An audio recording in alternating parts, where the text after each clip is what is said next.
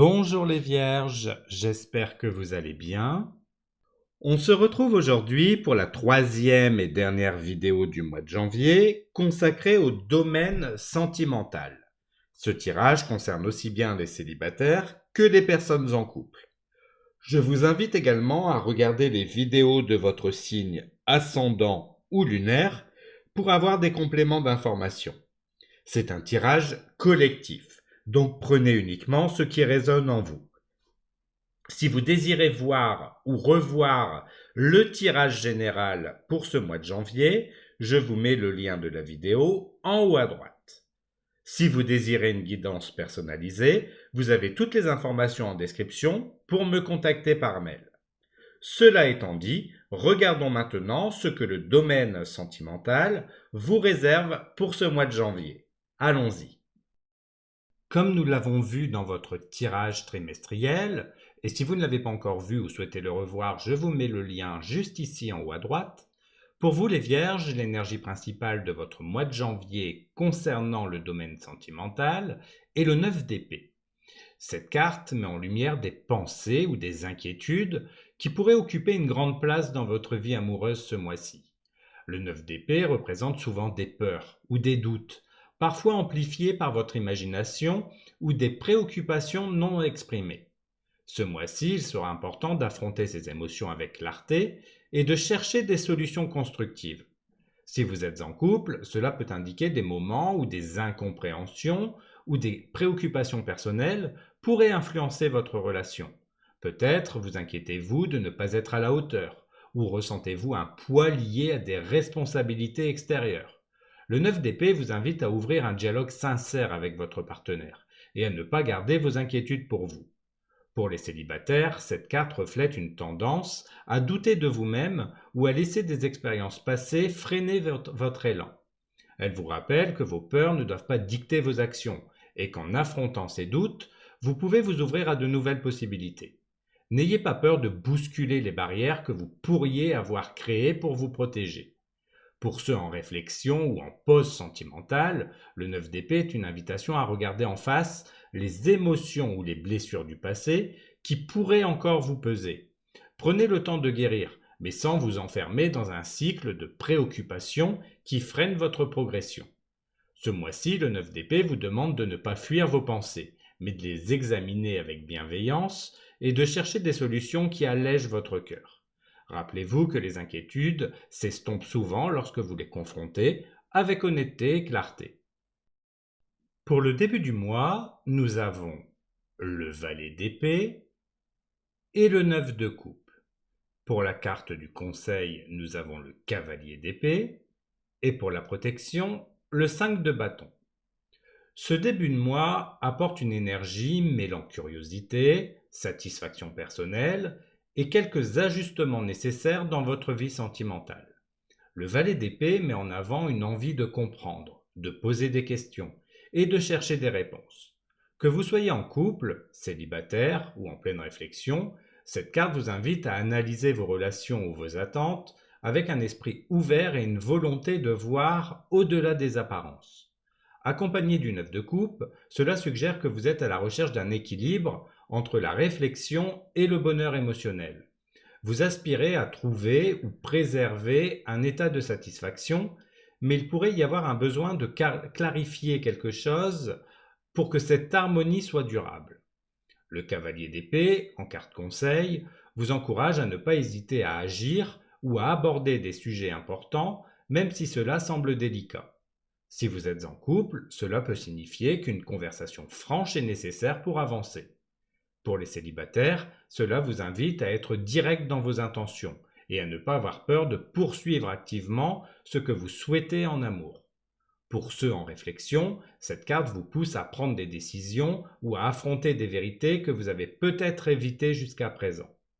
Le 5 de bâton, en carte de protection, vous met en garde contre les conflits inutiles ou les tensions qui pourraient survenir, que ce soit avec votre partenaire, votre entourage ou même en vous-même. Si des désaccords émergent, essayez de les voir comme des opportunités de mieux comprendre vos besoins ou ceux des autres, sans les laisser dégénérer en frustration inutile. Cette carte vous protège en vous rappelant de garder une attitude calme et réfléchie face aux petites rivalités ou divergences. Ce début de mois vous invite donc à être curieux et proactif, tout en maintenant un équilibre entre action et sérénité. Avec de la clarté et une approche posée, vous pouvez transformer cette période en une étape constructive et épanouissante pour votre vie sentimentale. Pour le milieu du mois, nous avons le pape et le 8 de denier. Pour la carte du conseil, nous avons les amoureux et pour la protection, nous avons le 10 d'épée. Ce milieu du mois est marqué par une énergie d'engagement, de travail sur soi et de choix importants dans votre vie sentimentale. Le pape met en lumière des valeurs de stabilité, de communication honnête, et peut-être même des questions liées à vos attentes ou à vos engagements dans vos relations. Si vous êtes en couple, cette carte indique une période où le dialogue et la profondeur sont essentiels pour renforcer vos liens. Pour les célibataires, cela peut représenter un moment où vous réfléchissez à ce que vous recherchez vraiment dans une relation, des bases solides et une connexion authentique.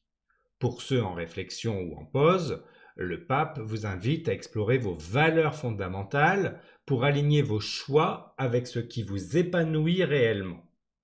Avec le 8 de denier, l'accent est mis sur l'effort et la patience. Ce mois-ci, l'amour demande un travail constant, que ce soit pour construire, renforcer ou réajuster vos relations. Cela peut impliquer de petits gestes au quotidien ou des efforts plus grands pour établir un équilibre. Si vous êtes en couple, c'est une période où vos efforts mutuels porteront leurs fruits à long terme. Pour les célibataires, cette carte vous encourage à travailler sur vous-même ou à investir dans des relations potentielles avec soin et régularité. Les amoureux en carte conseil vous invitent à être honnête avec vous-même. Ce milieu de mois pourrait vous confronter à un choix ou à une décision importante concernant votre vie sentimentale. Il est crucial de ne pas vous précipiter. Écoutez votre cœur et choisissez ce qui est aligné avec vos valeurs et vos désirs profonds. Pour les couples, cela peut signifier clarifier des attentes ou des projets communs. Pour les célibataires ou ceux en réflexion, c'est un rappel d'être fidèle à vous-même et à ne pas compromettre vos aspirations pour des attentes extérieures. Enfin, le 10 d'épée en carte de protection vous invite à lâcher prise sur des schémas ou des situations qui ne vous servent plus.